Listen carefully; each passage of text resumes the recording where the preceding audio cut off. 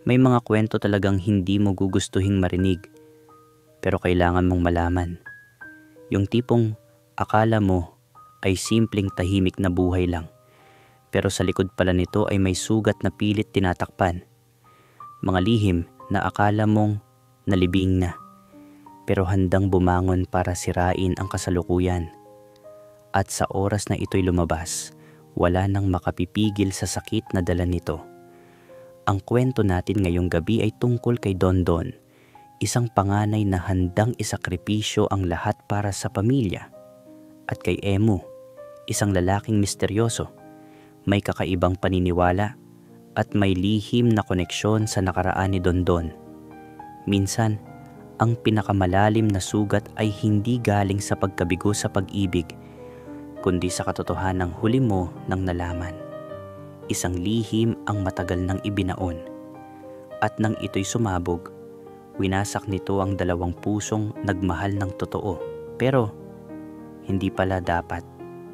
Ako po si Kuya Will, at ngayong gabi, samahan niyo ako sa isang kwentong puno ng pagtitiis, paglalaban, at isang lihim na hindi inaasahang babago sa takbo ng pag-ibig. Pero bago ang lahat, isang espesyal na shoutout kay Tony Tantuan. Salamat sa patuloy mong pakikinig at suporta sa ating mga kwento. Kung gusto mo pa ng mga kwentong kumukurot sa damdamin, huwag kalimutang i-like, i-subscribe at i-click ang notification bell para lagi kang updated sa bawat bagong yugto ng ating mga kwento. Ito ang Ampon, ang hindi inaasahang koneksyon nina Emu at Dondon.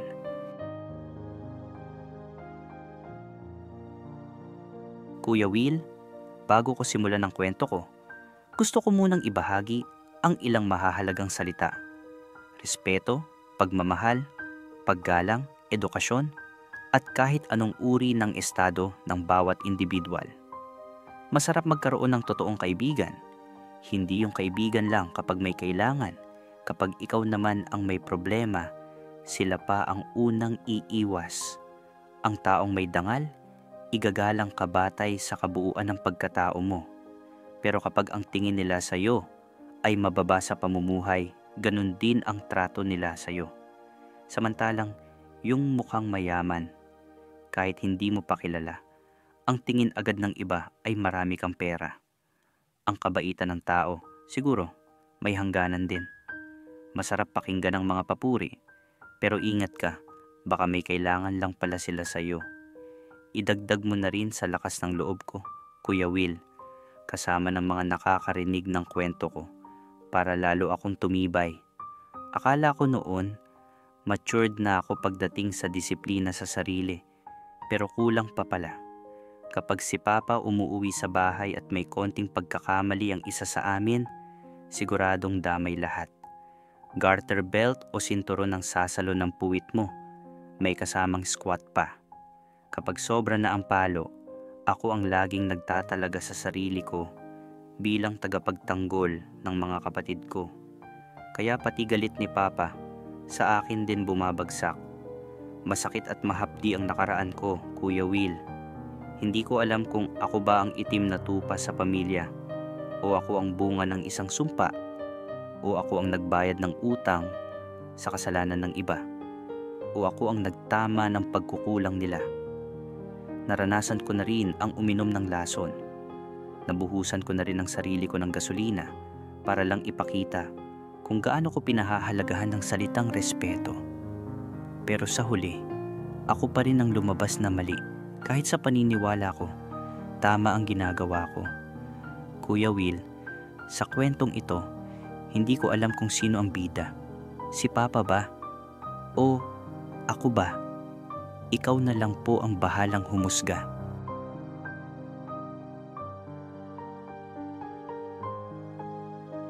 Anak ako ng isang sundalo. Ako ang panganay sa 6 na magkakapatid at ang bunso namin ay babae. Lumaki kami sa isang masayang tahanan. May disiplina pero puno ng tawa at lambing. Hinubog kami sa kanya-kanyang ugali pero pinalaki bilang masayahing magkakapatid. Si Papa ay kaisa-isang anak. Nang dumating kaming mga anak niya sa buhay niya, doon daw talaga niya naranasan ang tunay na saya. Hindi lang siya, kundi pati na rin si lolo at lola. Kahit madalas malayo si Papa at nadedestino sa iba't ibang bahagi ng Pilipinas, hindi namin ramdam ang kakulangan ng presensya niya dahil buo ang gabay at pag-aaruga ni na Mama, Lolo at Lola. Ang kakulangan ni Papa napupunan ng pagmamahal at presensya ni Lolo. Sa lugar namin sa San Miguel, Bulacan, malawak ang lupa ni Lolo. May manukan o poultry kami roon, malapit sa paanan ng bundok. Ang mga itlog mula sa poultry ay binababa sa isang malaking kamalig, parang warehouse na gawa sa makabagong materyales. Marami si Lolo na tauhan sa poultry. Sa warehouse naman, may mga regular at part-time na nagtatrabaho. Yun ang kinamulatan kong buhay. Mahal ako ni na Lolo at Lola. Ako kasi ang panganay na apo. Bata pa lang ako, isinama na nila ako sa mga gawaing pangnegosyo. Ganoon din ang ilang kapatid ko. Sa amin, kung masipag ka, magaan ang daloy ng pera. At dahil malapit si Lolo sa mga kabahayan sa paligid, marami siyang natutulungan, lalo na kapag Sabado at Linggo. Maraming kabataan ang nagtatrabaho sa amin bilang tagahugas o tagapunas ng maruruming itlog ng manok.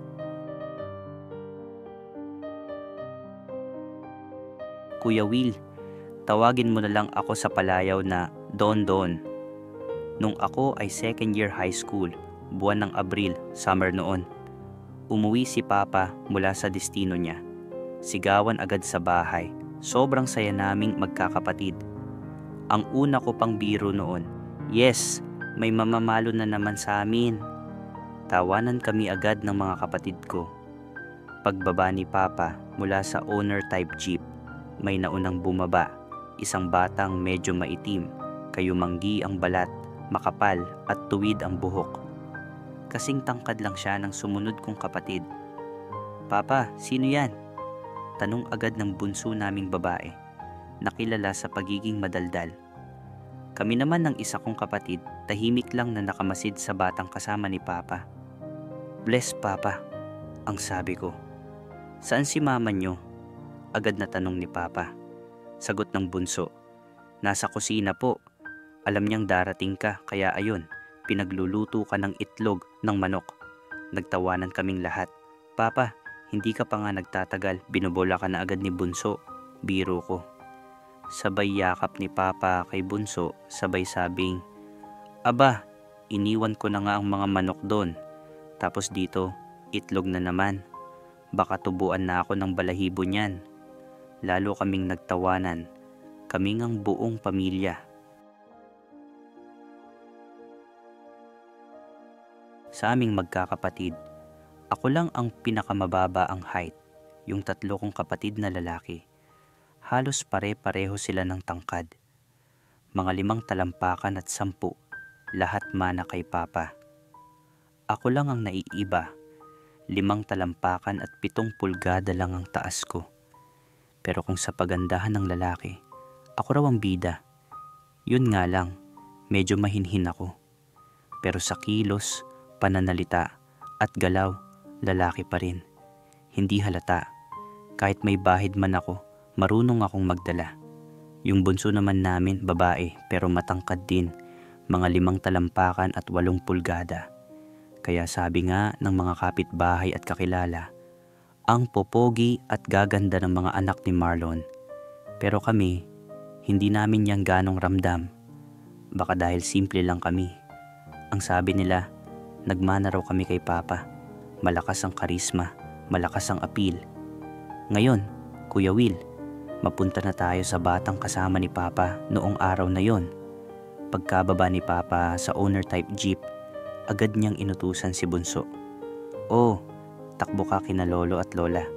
Sabihin mo dito na sila maghapunan, sabi ni Papa. Pagdating ni na Lolo at Lola, agad na sumalubong si Lolo kay Papa. Oh Marlon, bungad ni Lolo. Sino naman yung kasama mo? Sagot ni Papa, sabay lingon sa bata. Emu, bless ka. Yan ang nanay at tatay ko. Diyan ka titira para may nauutusan sila. Nag-bless si Emu kay lolo at lola. Sabay yakap din sa kanila. Wala mang salita, ramdam ang mainit na pagtanggap. Saka kami ipinakilala isa-isa. Oh, yan ang panganay ko, si Dondon, sabi ni Papa. Ipinakilala rin si Emu sa mga kapatid ko at kay Mama. Tahimik lang lahat, walang imik. Parang naninibago sa presensya ng bagong bata sa loob ng bahay. Pero ako yung hindi nakatiis. Diretso kong tinanong si Papa. Pa, saan mo na naman nakalap yan? O napulot? Baka palamunin lang dito. Biglang tumahimik ang paligid. Matigas pero kalmado ang sagot ni Papa. Dondon, kahit sino pa ang dalhin ko dito, basta alam kong makakabuti sa inyo at makakatulong sa bahay. Huwag ka nang kokontra. Kaya tayo laging nag-aaway eh. Hindi na ako nakasagot. Pero sa loob-loob ko, may kung anong hindi mapakali sa dibdib ko. Parang may binabago sa loob ng bahay namin at hindi ko alam kung handa ako.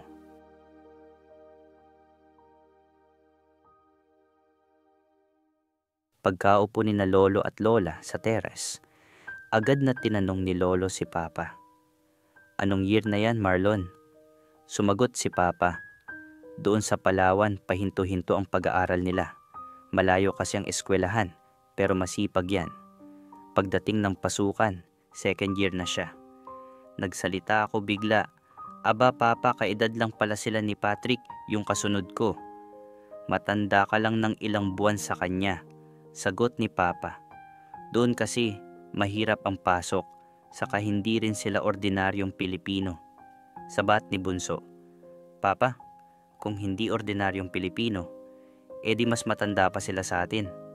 Tawa kaming lahat, lalo na si Bunso, na todo daldal. Pero seryoso si Papa nang sumagot. Oo, kasi ang tribo nila, yung mga Tagbanua, sila ang isa sa mga pinakaunang tao dito sa Pilipinas. Ha? Di sobrang tanda na niya? Pang-asar ni Bunso. Sabay-sabay kaming nagtawanan. Pinandilatan siya ni Papa sabay sabing, Oy, ang bata mo pa, sumisingit ka sa usapan ng matatanda. Tapos, ikinuwento ni Papa kung anong lahi talaga si Emu. Tagbanua sila. Isa silang tribo sa Palawan na unti-unti nang nauubos ang lahi. Tahimik yan, masisipag, may takot sa kalikasan, at may paniniwala sa di natin nakasanayan. Tahimik kaming lahat. Ako na naman ang bumasag ng katahimikan. Ano nga ulit pangalan mo? Emu, sagot niya. Sabat ni Papa, ang Diyos daw nila ay kalikasan. Sabi ko, Pa, papasok muna ako saglit ha. Magse-search lang ako sa Google kung ano ba talaga yung lahi nila. Gusto ko lang malaman yung kultura nila. Aba, si loko sigurista, sagot ni Papa. Akala niya nagbibiro lang ako. Maya-maya, tapos na ang kwentuhan sa labas. Pumasok ang 3 kong kapatid sa kwarto. Kuya Dondon, ano daw yun? Kwento mo naman. Inabot ko sa kanila yung phone ko. Oh, basahin niyo mabuti. Intindihin niyo rin. Wag lang basa ng basa. Pagkalipas ng ilang minuto, lumabas ulit ako sa teres. Kunwaring seryoso ako. Pa, sabay tikhim. Ang lahi pala nila, mga mambabarang. Naniniwala sa supyaw na hangin, masisipag, di nakikihalubilo sa maraming tao. Tapos, pag nagmahal, asawa ng nanay nila, tita nila, pinsan, sila lang daw. Sabay hagik-gik ko. Papa, parang nakapulot ka ng mangkukulam ha. Tawanan na lang kami uli, pero alam ko, hindi ito basta kwento lang. Parang may kakaibang simula sa loob ng bahay namin.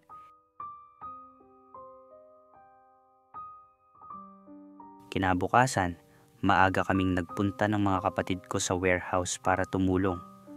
Ugali na kasi sa amin na bago maglaro ng basketball, dapat maibigay muna ang obligasyon sa bahay. Magtatanghali na noon nang sumigaw si Papa mula sa terrace. Uwi na kayo, kakain na. Pag nagbilang ako ng 10 at wala pa kayo sa bahay, squat ang aabutin nyo. Ayun, Takbuhan kaming lahat. Kahit amoy pawis pa, diretso hugas ng kamay tapos puwesto agad sa hapagkainan. Dapat daw ang upo mo ay tuwid, parang military posture at walang kibuan. Ugaling militar talaga si Papa, Kuya Will. Pagkaupo namin, sabi ni Papa, "Oh, kain na." Walang kwentuhan habang kumakain. Tahimik kami. Pero naramdaman ko, may kumalabit din na sa tagiliran ko. Si Patrick, yung pangalawang bunso namin. "Kuya, sana lagi ganito. Walang nagagalit. Puro tawa lang." Bulong niya. Biglang nagsalita si Papa. Kahit di namin alam kung paano niya narinig. "Oh, kayong magkuya. Pagkatapos niyo kumain, doon niyo ituloy ang kwentuhan. Isa pa, lilipad ang kutsara sa inyong dalawa." Tahimik kami ulit. Pero pagkatapos ng kainan, nilingon ni Papa si Patrick. "Ikaw, Mr. Makulit, ano yung sinasabi mo kay Kuya Dondon mo?" Medyo nahiya pa si Patrick pero sumagot, "Pa, sabi ko po, sana lagi ganito. Nauuwi kayong masaya. Tawanan lang." Ngumiti si Papa. Kasi iho, may dinala si Papa na lucky charm dito." "Sino? Si Emu?" Sagot agad ni Patrick. "Oo naman," sabi ni Papa. "Lahat kayo lucky charm ko. Pero ngayon, may dagdag akong swerte, si Emu." Sabat ni Patrick, sabay tawa. "Weh, di nga Papa. Miss ko na tuloy yung squat punishment eh." Lumipas ang mga araw at buwan at mabilis na natuto si Emu, ang ampon naming bagong kasama. Ang tanging komunikasyon na lang namin kay Papa ay sa pamamagitan ng messenger dahil bumalik na siya sa destinasyon niya. Simula noon, si Emu ay kinalolo at lola na natutulog habang ako naman ay bumalik na rin sa bahay namin kasama ang mga kapatid ko. Mula nang dumating siya, yung unang gabi pa lang na nandoon si Papa, doon lang kami nakapagkwentuhan kahit papaano. Pero matapos yun, halos hindi ko na siya pinapansin. Parang tingin ko sa kanya, isa lang siyang ordinaryong tao. Wala akong pakialam. Kapag inuutusan ko siya, taranta agad. Hindi ko rin alam kung bakit pero parang may inis akong nararamdaman. Siguro dahil maputi kaming magkakapatid at siya ay maitim, kulay kafe barako, makintab ang balat. Aaminin ko, may kaunting prejudice akong nadarama noon. Isang araw, kinausap ako ni Lolo habang nag-aayos ako ng mga itlog sa likod ng bahay. "Apo, nagtatampo ka yata sa amin ng lola mo. Hindi ka na kasi natutulog dito sa bahay." Sabay yakap niya sa akin. "Nagseselos ka kay Emu ano?" Bigla akong sumagot, "Hindi naman Lolo. Gusto ko lang makasama yung mga kapatid ko. At least, may kasama na kayo ngayon." Ngumiti si Lolo at tumango. "Hindi ako sanay, Apo. Ramdam ko, nagseselos ka talaga. Aba, ikaw pa rin ang paborito kong apo. Hindi na buo ang pagiging lolo at lola namin kung hindi ka dumating sa buhay namin. Ikaw ang buhay namin, Apo. Kasi ikaw ang una naming apo. Kapag hindi ka bumalik dito sa bahay, maaga akong mamamatay. Sige ka." Ganun si Lolo maglambing, Kuya Will. Kaya nung gabing yun, kina Lola at Lolo ulit ako natulog. Si Emu sa kwarto sa ibaba. Magkatabi lang ang kwarto namin. Sina Lola at Lolo naman nasa itaas. Ibang klaseng saya ang makikita mo sa kanila. Yung tipong hindi nababayaran kahit gaano pa kalaki ang halaga. Kaya sabi ko, "Oh, akyat na kayo.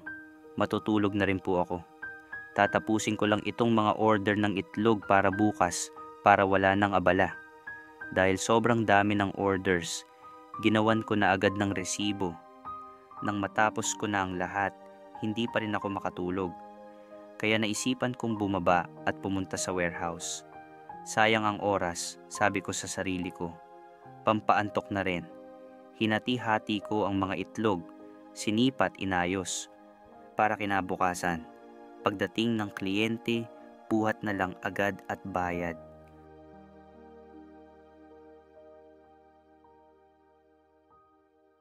Maya-maya pa, Biglang narinig ko sina lolo at lola na tumatawag mula sa teras. "Oh, apo, akala namin umuwi ka na sa bahay nyo. Tara na, tulog na. Gabi na, malalim na ang oras." Sabay dumating ni Emu. Bit-bit ang isang pitsel ng malamig na tubig. "Sir Don, inom ka muna. Araw-araw ka na lang ganyan, super sipag mo." Tugon ni Emu habang inaabot ang baso. "Lola, lolo, sunod na po ako," sabi ko habang umiinom. Pagkatapos uminom, nagpahinga muna ako sandali. Tapos tumuloy na ako sa bahay ni na lolo. 4 na minuto lang ang lakad mula sa warehouse. Pagdating ko, dumiretso agad ako sa banyo para maligo. Pagkatapos, humiga na ako sa kama. Habang nagpapaantok, sinilip ko muna ang mga notebook ko sa eskwela at nagpatugtog ng konting music. Maya-maya, may kumatok sa pinto. Si Emu pala. "Sir, pwede ho bang patingin kung tama ang sagot ko sa assignment sa math?" Mahina po kasi ako sa ganun. Bigla akong sumagot, "Saan na yung papel mo?" Pagtingin ko, maayos naman ang ginawa niya. Inayos ko lang ng kaunti yung mga kulang.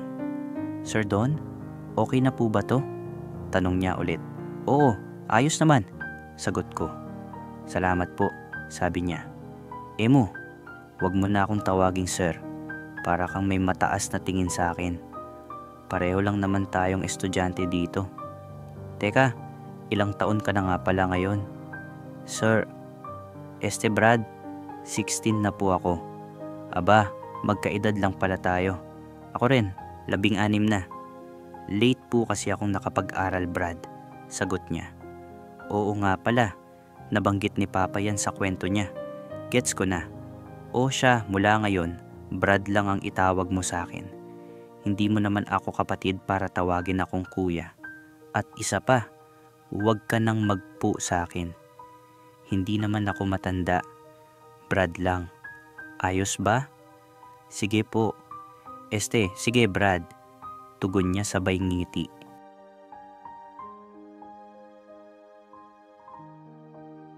"Kuya Will, sa oras na yon kahit may pasok kami kinabukasan, late na ako nakatulog. Siguro dahil na rin sa kape. Habang nakahiga ako, bigla na lang nagsalita si Emu.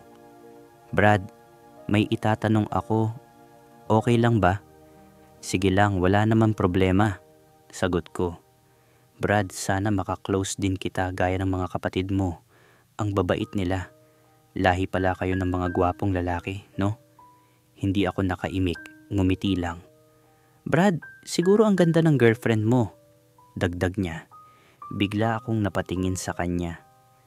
"Emu, lalo akong di aantukin sa tanong mo." "Bakit, Brad?" tanong niya. "Sabi kasi ni Papa, pagtapos na ng high school saka lang pwedeng manligaw."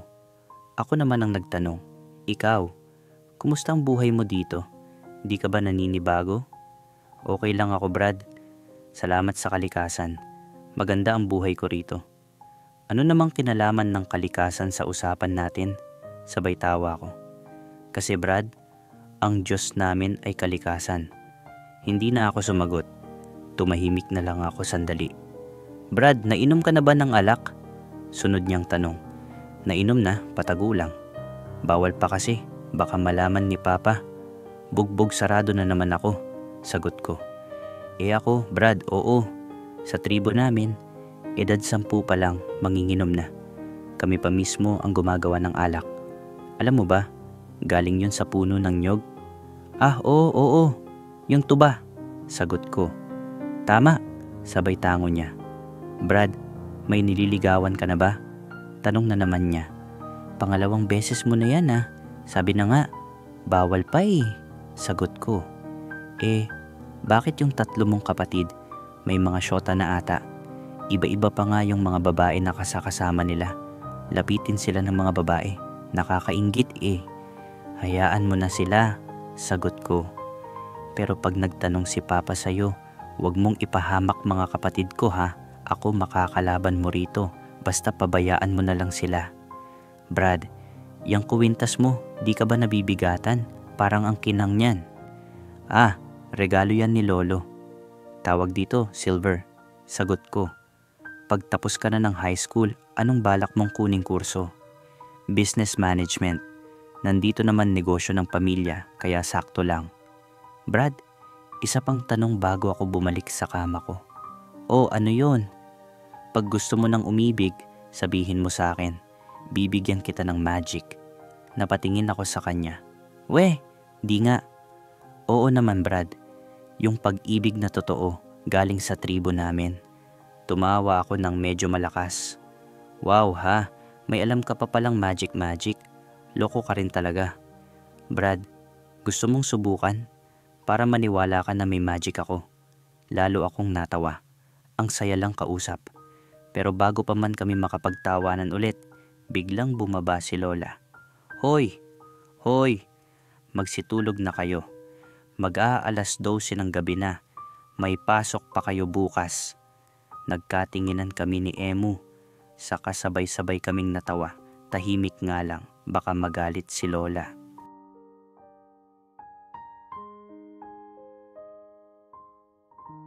Nang nakaakyat na si Lola, bigla na namang sumilip si Emu. Oh, sleep na ako Brad, sabi niya. Sige nga, pasample nga nung sinasabi mong magic. Sagot ko, pabiro. Oh, alisin mo muna yung kwintas mo. Ha? Bakit kailangan pa alisin? Basta, tanggalin mo lang muna sandali. Inalis ko ang kwintas. O ayan, natanggal ko na. Lumapit siya sa akin. Yung isang daliri niya, bigla niyang itinuro sa mismong pusod ko. Doon, bigla akong pinagpawisan. Iba yung pakiramdam, parang may kakaiba akong naramdaman. Ngayon, tingin ka lang sa akin. Diretso lang ha, huwag kukurap. Sabi niya. Kuya Will, hindi ko maipaliwanag, pero sa oras na yon, parang napablangko ako. Para akong nakatitig sa isang nilalang na hindi ko maipaliwanag. Mala espiritu pero hindi nakakatakot. Nang alisin niya ang daliri niya mula sa pusod ko, bigla akong nakaramdam ng parabang matinding kaba o init. Yung tipong parang may gumuguhit sa tiyan ko. Hindi ko maintindihan. Para akong nanaginip. Matutulog na ako ha. May pasok pa bukas, sabi ni Emu. Pero hinawakan ko ang kamay niya. Emu, ano bang nilagay mo sa akin? Sana huwag mawala tong pakiramdam na to. Ang gaan ang sarap sa pakiramdam. Emu, please. Ano to? Ramdam ko na. Parang may bumubulong sa isip ko. Mula ngayon, ako ang iibigin mo. Paulit-ulit. Hindi ko alam kung boses niya o imahinasyon ko lang. Basta, ang lakas ng impact. Parang may biglang humaplo sa buong katawan ko. Pero walang tao. Hindi ko maipaliwanag, Kuya Will. Basta, nang nakahiga ako at naibalik ko na ang kwenta sa leeg ko, doon lang ako parang bumalik sa normal. Pero pagod na pagod ako. Parang may mabigat na nangyari. Kahit wala naman talaga. Nang imulat ko ang mga mata ko, mag-isa lang ako sa kama. Pawisan, parang nilagnat, at ramdam ko ang bigat ng katawan ko para akong nalugmok sa sobrang pagod. Ang weird pa, Kuya Will. Para akong lupaypay. Lalo na si Junjun ko. Parang napalaban ng hindi ko alam kung paano nangyari. Parang may dumaan na malakas na kuryente sa katawan ko. Tapos bigla akong iniwang pagod na pagod. Amoy Clorox pa ako, di ko rin maintindihan kung bakit. Hindi ko alam kung panaginip lang ba yun o may totoong nangyari. Ewan kung imahinasyon lang yun. Kinabukasan, ginising na lang ako ni Lolo para mag-almusal. Pagbaba ko sa kusina, nandoon si Emu, kalmado at tahimik na kumakain. Brad, sabay ka na rito, ayan niya. Umupo ako, tahimik. Tumingin ako sa kanya. Maamo, parang walang nangyari. Oh, tinulugan mo na lang ako kagabi ha. Ang daya mo, biro ko. Ngumiti siya. Yung tingin niya parang alam niya yung nararamdaman ko. Parang may alam siyang hindi ko maintindihan. Okay ka lang Brad? Tanong niya. Sa susunod, wag mo akong bibitinin sa usapan natin ha. Sagot ko. Gusto ko yung panaginip na yun. Gusto ko maramdaman yun hindi lang sa panaginip. Ngumiti lang siya. Walang sinagot, pero punong-puno ng ibig sabihin ang nangiti niya. Lumipas ang buwan at taon. Hindi na naulit yung gabing yon kasama si Emu. Marahil dahil nalibang na ako sa pag-aaral at sa trabaho namin sa warehouse ng itlog. Tuloy-tuloy ang buhay. Araw-araw may ginagawa. Isang Sabado, maaga pa lang, dumating na ang mga barkada ng mga kapatid ko. Alam na nila na 9:00 pa lang pwedeng maglaro. May patakaran kasi. Si Papa, bago maglaro, kailangan munang tumulong sa hanap buhay sa itlogan. Bandang hapon, dumating naman ang mga barkada ko, mga kaklase ko pa mula elementarya hanggang high school. Naglaro kami ng tennis sa likod bahay at pagkatapos, tambay muna sa tindahan ni Mama. Doon kami nagkakasiyahan, asaran, biruan. Yung isa kong kababata, medyo maitim ang balat, binibiro ako ng malakas. Kuya Don, yung barkada mo parang asawa mo na kung makaasar. Kunyari ko siyang sinugod, sabay habulan at tawanan. Mga tipikal na asaran lang sa tropa. Biglang may humintong sasakyan sa tapat ng bahay. Si Papa. Amoy barbecue agad ang bumungad. Ang dami niyang bitbit. Tinawag niya agad ang bunso kong kapatid na babae. Oh, ilagay mo to sa mesa. Iinit nyo para may merienda kayo. Masarap yan. Isa-isang nag-alisan ng mga tambay at pati na rin ang mga barkada ko. Siguro ay nailang kay Papa kasi alam nilang istrikto siya. Pagkalapag ng pagkain sa teras, sabi ni Papa, tubig lang ang iinumin nyo, bawal ang coke. Sabi ko sa mga kapatid ko, tirhan ninyo ako. Samahan ko lang tong kliyente na bumili ng 10 tray ng itlog at isang tangke ng gas. Medyo may edad na, kailangan ng tulong. Si Papa naman, dumiretso kina Lola at Lolo.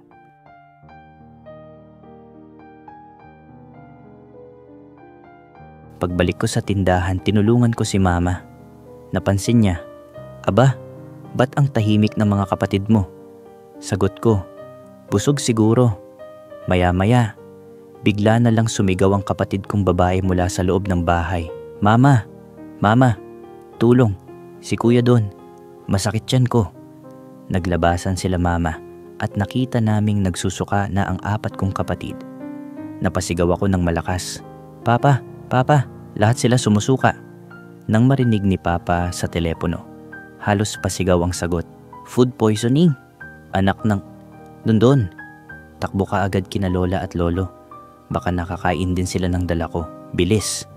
Pagbalik ko, buti na lang at hindi pa nila natitikman yung pagkain. Sa bahay, naisugod na sa pinakamalapit na pagamutan ang mga kapatid ko. Salamat sa Diyos at naagapan. Naisuka agad. Pagdating ko ron, nakita ko silang 4. Naka-dextrose, maputla, nanlalambot. Isang buong gabi sila sa ospital. Kinabukasan pauwi na kami. Pag-uwi, kahit nangihina pa sila, nagpapasalamat kami na ligtas sila.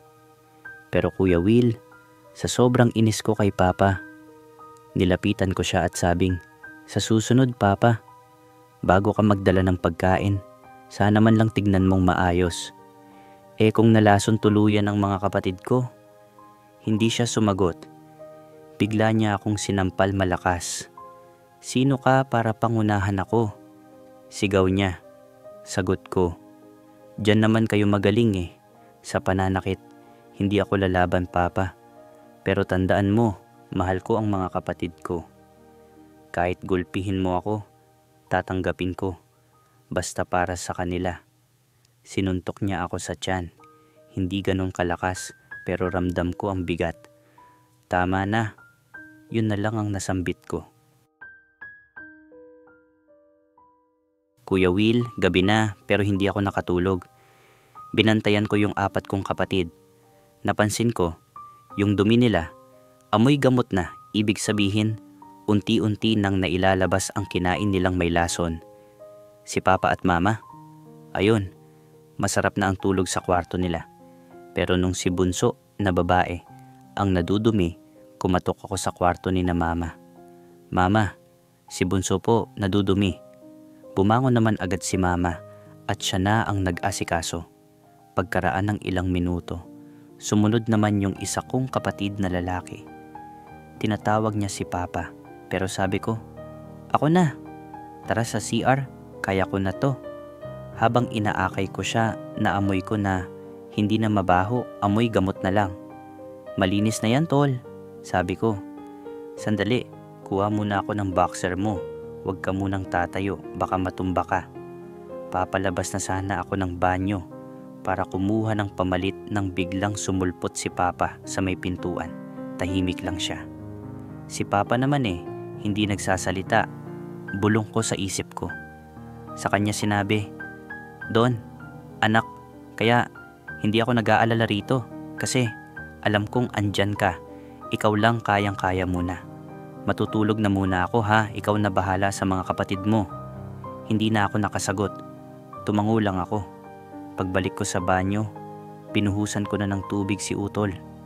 Nakahawak siya sa shower handle habang sinasabon ko yung bandang puwitan niya. Bigla akong napansin, tumigas yung, "Alam mo na, tarantado ka," sabi ko. "Ba't tumigas pa yan?" Napailing siya pero natawa. "Aba sino ba naman ang hindi mag-iinit kung ikaw ang nagsasabon?" Sabay biro. "Kuya, lulo mo to." Sabay tawa. Siniko ko siya pero hindi seryoso. "Gago ka, nalason ka na nga, may gana ka pang magbiro." Sagot pa niya, Kuya Don, baka yung lason na ipon na, kailangan ding ilabas. Isusumbong kita kay Papa. Hayop ka." Tumawa lang siya. "Aba si Kuya, hindi na mabiro. Siya nga, kanina lang nasikmura ni Papa." Sabay tawa ulit. In fairness, Kuya Will, medyo mahaba at mataba